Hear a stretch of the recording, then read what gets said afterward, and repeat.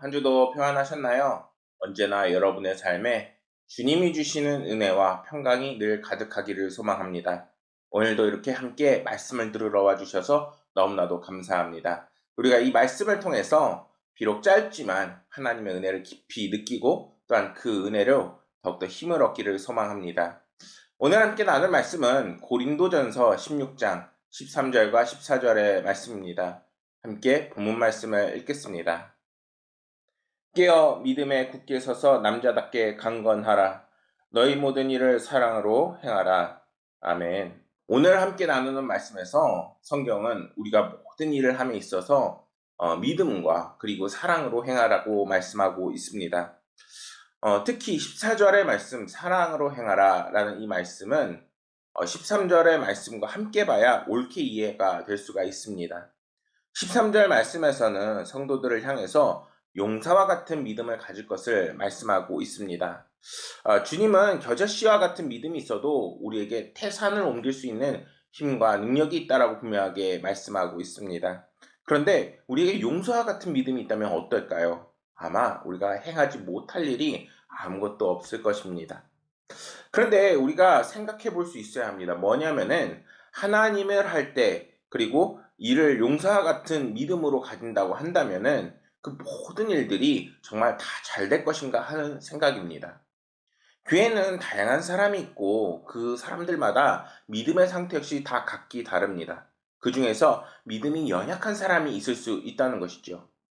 그러면 그들에게 너는 왜 그 믿음이 그거밖에 안 되냐라고 지적을 한다면 어떻게 될까요?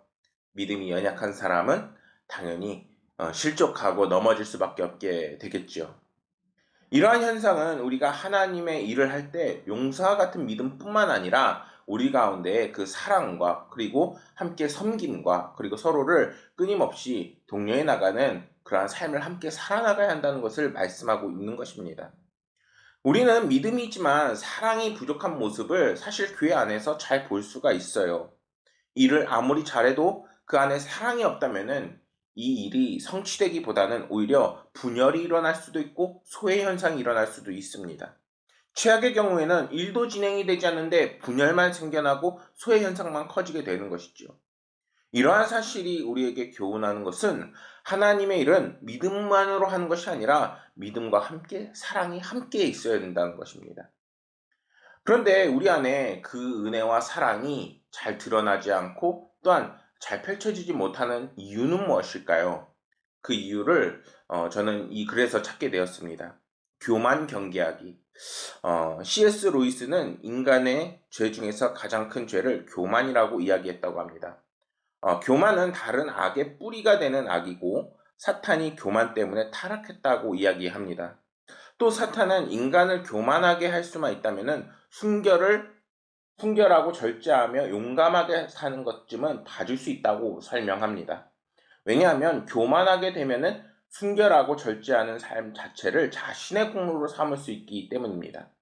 미국의 대표적 변증법 신학자인 라인홀드 리버는 교만에서도 여러 종류가 있는데 그중 가장 위험한 교만은 영적 교만이다라고 지적을 합니다.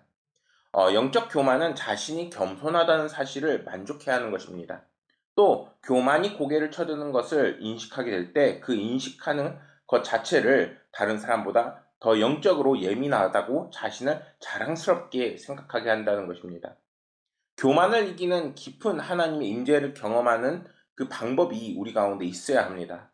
하나님을 깊이 경험할 때 인간은 자신의 죄됨을 깊이 깨닫게 됩니다. 라는 글입니다. 한마디로 우리 가운데 자꾸 죄가 있고 또 교만해지면은 하나님의 사랑이 머물 수 없게 되는 것이죠. 여러분, 우리가 그렇기 때문에 더욱더 하나님의 일을 해나가고 우리가 있는 그 자리에서 주님의 말씀과 은혜를 증거하기 위해서는 우리의 믿음뿐만 아니라 이제는 더 겸손해지고 하나님의 사랑이 우리 가운데 머물 수 있어야 하는 것입니다. 세상 일은 모든 일에 효율성에 두는 상황입니다. 그렇기 때문에 그 속에서는 사랑이 있을 수가 없고 오히려 소외 현상이 커질 수밖에 없고 도태되는 사람이 나타날 수밖에 없는 것입니다. 반면에 교회 일이란 하나님의 사업입니다. 하나님은 어떤 분이신가요? 우리를 사랑하시고 또한 한없는 사랑으로 예수 그리스도까지 희생시키신 분이십니다.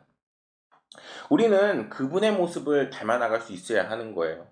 그렇기 때문에 일이 좀 늦어진다고 해서 또 우리가 정말 믿음이 연약한 사람이 있다고 해서 그것으로 인해서 일이 지연이 된다고 해서 낙심하고 낭망할 것이 아니라 이제는 하나님께 기도하고 또 때로는 눈물을 흘리며 주님과 함께 나아갈 수 있는 성도가 될 수 있어야 하는 것입니다. 우리가 때로는 많이 넘어질 수 있고 또한 다른 사람으로 인해서 더 많은 기도를 할 수도 있어요. 그런데 그 속에서도 낙심하지 않을 것은 먼저 주님께서 우리를 사랑해 주셨다는 그 사랑이 우리 가운데 있기 때문입니다. 그러니 여러분, 주님이 주신 그 사랑을 늘 잊지 마시길 바랍니다.